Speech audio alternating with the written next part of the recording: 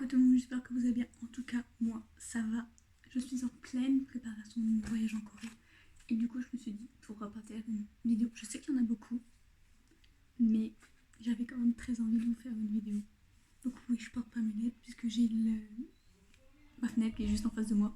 Et du coup, ça fait des reflets. Donc du coup, je sais pas si je vais bien réussir à lire mes notes. Parce que du coup, je ne les vois pas. Alors, si vous entendez le bruit, faut pas s'inquiéter. C'est soit mes frères, soit mes parents. Puisqu'ils viennent d'une maison plein pied. Et du coup, niveau isolation, elle n'a pas les masses. Donc, on va commencer par tout ce qui est durée de la saison. Après, on va parler de tout ce qui est plutôt budget. Et enfin, quelques infos utiles. Donc, moi, je trouve utile.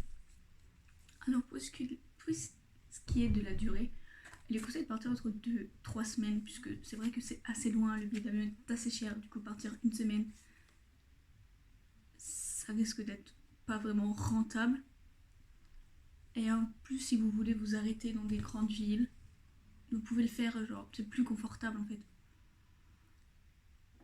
Et du coup, on peut vraiment faire à notre rythme, plutôt que d'être pressé par le temps, puisque vous voulez faire comme tout le monde veut faire un max de choses en peu de temps, surtout si vous partez qu'une seule semaine. Voilà. En plus, pour ce qui est de la saison, alors je vous déconseille de partir en été, puisque déjà il y a la saison des pluies, qui est à peu près mai-juin. Ensuite, le temps en juillet-août, c'est vraiment insupportable. Il me semble que c'est un peu plus chaud qu'en France, une quarantaine de degrés. Donc vraiment, si vous ne supportez pas la chaleur, c'est vraiment insupportable. C'est pour ça que quand je demande à mes correspondants quelle saison ils conseillent, généralement ils conseillent l'automne et le printemps. Donc du coup, le mois d'octobre semble pour moi le meilleur mois pour partir. Donc c'est pour ça que d'abord je pars au mois d'octobre. Et en plus, les couleurs des paysages sont vraiment magnifiques, genre comme en France en fait, à peu près. Et du coup, le temps il est très doux et il n'y a pas trop de pluie. C'est pour ça que moi je préfère partir dans ces saisons-là, même que ce soit dans n'importe quel pays en général. Je préfère partir dans ces saisons-là. Ensuite, il faut faire très attention aux jours fériés et aux fêtes nationales, en sachant que généralement, lors de fêtes nationales, de grosses fêtes nationales, hein, je parle, les prix des billets d'avion vont augmenter, puisqu'il y a beaucoup de Coréens à l'étranger qui vont vouloir retourner dans leur famille, donc le prix va augmenter. Ensuite, regardez au festival qu'il y a quand vous partez, puisque généralement c'est gratuit et ça vous permet de préparer votre voyage en fonction de tel ou tel festival que vous voulez faire. En général, il y en a beaucoup au mois d'août.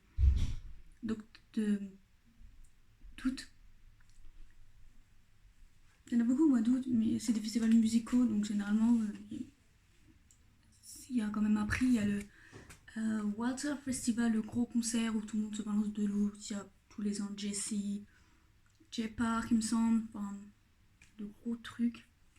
J'aimerais bien le faire aussi un jour. Moi, quand je pars, il y a un festival dans un jardin. Donc en fait, le jardin est illuminé. Et j'ai vu les photos, ça a l'air d'être magnifique. Donc c'est ça que j'organise le festival, donc le truc est à 1 heure de Séoul, c'est pour ça qu'il faut organiser un peu, ça vous permet d'organiser en fonction de tel ou tel festival que vous voulez faire. Ensuite, tout ce qui est papier. Donc passeport, visa, vaccin. Alors le passeport, il me semble évident qu'il vous faut un passeport.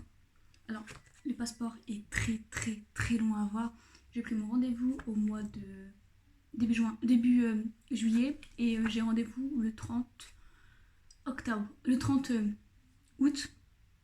Et du coup, ça met en moyenne, vous mettez entre 1 et 4 mois avant votre rendez-vous selon les régions.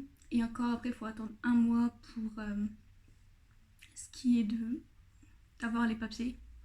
Donc, du coup, c'est très long. Prenez-y-vous à l'avance et faites attention aux vacances parce que pendant les vacances, c'est encore plus long. Déjà que c'est déjà long de base. Voilà. Ensuite, pour ce qui est du visa, si vous êtes français, vous pouvez partir 90 jours sans visa en Corée. Et dans de nombreux pays, c'est à peu près pareil. Ensuite, vous pouvez faire la demande du PVT, donc c'est vacances-travail. Là, vous pouvez rester 1 an et travailler légalement, parce que sinon, vous ne pouvez pas travailler légalement en Corée. Et vous pouvez rester 1 an et la demande se fait auprès de l'ambassade de Corée en France et vous pouvez également la faire directement en Corée, il me semble. Ensuite, alors ça c'est pas une obligation, mais moi je vous le conseille en fait, c'est de vous inscrire sur le portail Ariane. Alors ça je l'ai pas vu dans des vidéos, donc en fait ça vous permet de vous enregistrer quand vous êtes français, de vous enregistrer pour un court et moyen séjour, pas les longs séjours quand vous vous expatriez. Et en fait, ça vous permet de vous avertir en cas de problème politique, catastrophe naturelle, tout ça, tout ça.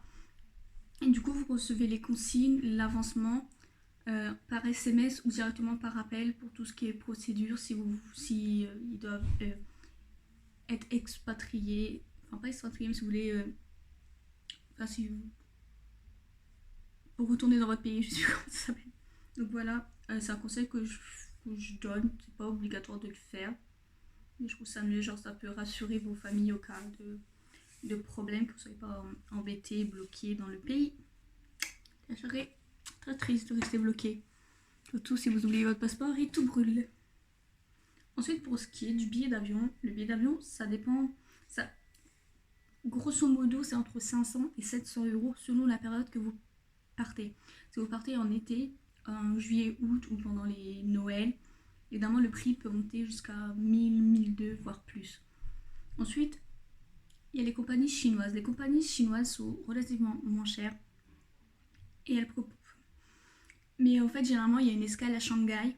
Donc l'escale peut durer environ 10 heures. De ce que j'ai vu, moi, ça dure environ 10 heures. Et vous êtes directement dans l'aéroport de Shanghai. Donc du coup, ça vous permet de pas vraiment visiter l'aéroport, puisque généralement tous les aéroports sont excentrés par rapport à la ville. Du coup, niveau visite, ça va être très tendu. Ensuite, pour ce qui est des assurances vaccination. Donc là aussi, c'est pas obligatoire, mais c'est très conseillé de prendre une assurance, notamment parce que les frais de la médecine en Corée sont très très élevés. Et du coup, ça vous permet de payer moins cher par rapport avec votre assurance pour tout ça. Donc il y a plein d'assurances pas mal. Légèrement, les assurances, ça varie entre le pays que vous partez et le temps que vous partez. En général, c'est moins d'une centaine d'euros. Ensuite, pour ce qui est de la vaccination, il n'y a rien d'obligatoire, mais il est quand même conseillé d'être à jour au niveau des vaccins. Et de consulter votre médecin si vous avez un traitement à suivre sur de longue durée, parce que être en manque de médicaments, ça serait ballot. Ensuite, si vous avez un long séjour, par exemple, dans la nature ou à la ferme, on ne sait jamais, avec les animaux, tout ça, tout ça. Ensuite, alors là, c'est plus des conseils. Pour ce qui est de la visite, étant donné que je pars avec une amie, on a fait une liste des lieux qu'on voulait absolument visiter.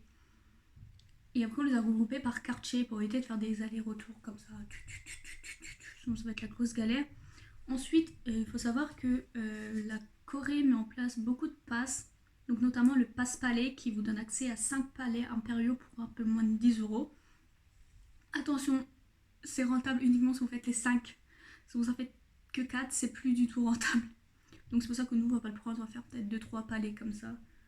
Ensuite, il y a le pass Séoul. Et c'est à peu près. En fait, c'est un pass sur 1 ou 3 jours. Donc, et du coup, selon le jour, enfin, selon si vous connaissez plus ou moins longtemps, ça coûte plus ou moins cher. Et ça vous donne accès à des activités gratuites. Je mets des gros parenthèses parce que vous payez le pass, du coup, vous payez moins cher vos activités, mais vous les payez quand même. Et des réductions, notamment au Lotte World. Il me semble aussi au musée de l'ASM, des palais, vous avez une délocation de Hamburg, et plein de trucs comme ça. Donc c'est vachement sympa, nous c'est ce qu'on va prendre, personnellement.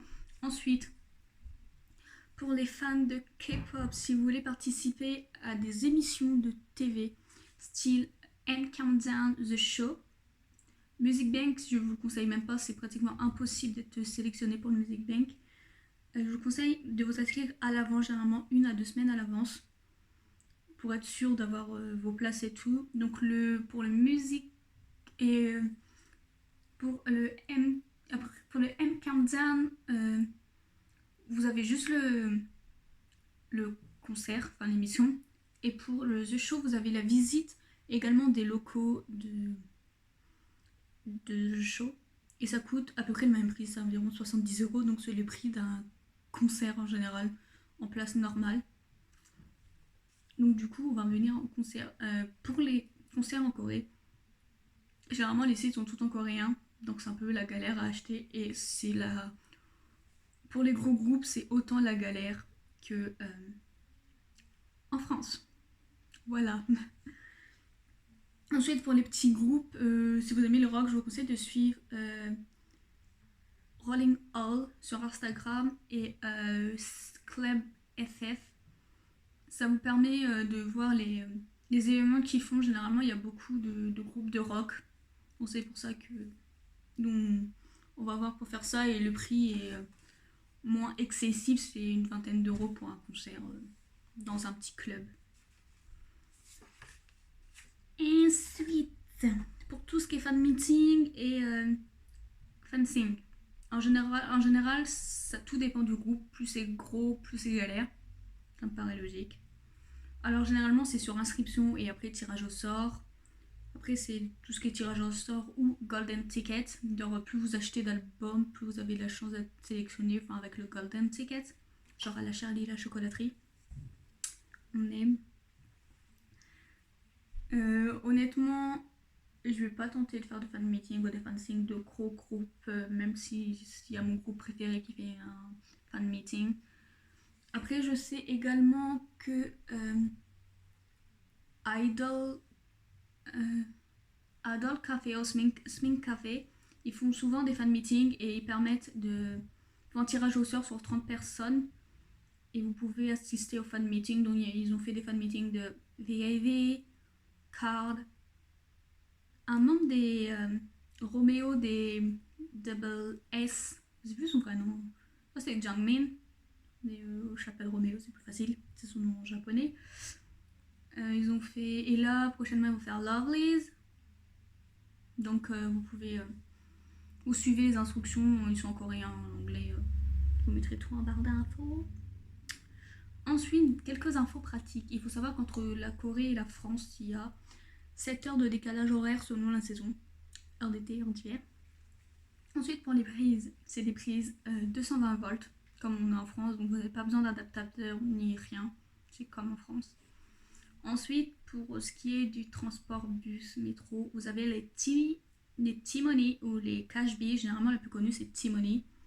C'est la petite carte qu'on passe pour avoir dans le bus, dans le métro, puis les portes s'ouvrent. Alors, vous pouvez les acheter dans les distributeurs des métros, dans l'aéroport, dans certains endroits de l'aéroport, et aussi pour échanger votre argent dans certains endroits de l'aéroport. Et ensuite, pour les recharger, ça se fait dans beaucoup de supérettes ou directement dans les stations de métro. Voilà. Après, je sais pas si ça. Ah oui, puis le budget global pour moi pour partir avec en comptant la guest house, le billet d'avion et tout, moi j'ai compté 3000€ à peu près. En sachant que mon amie part avec moins. Et quand elle est partie l'année dernière, elle a dépensé 2200 à peu près. Voilà. Donc moi je préfère prendre plus parce que c'est moins galère. Voilà, donc j'espère que cette vidéo vous a été utile. Je pensais qu'elle aurait été plus longue, mais en fait non. J'espère que ça a été utile. Voilà, est-ce que vous avez des questions sur tout ça? Je pense que la prochaine vidéo que je vous ferai, ce sera sur ce que je prends dans ma valise. Et après, j'essaie de vous faire des vlogs quand je serai en Corée avec mon ami. Alors j'espère que ça va vous plaire. Voilà, donc je vous souhaite une excellente journée.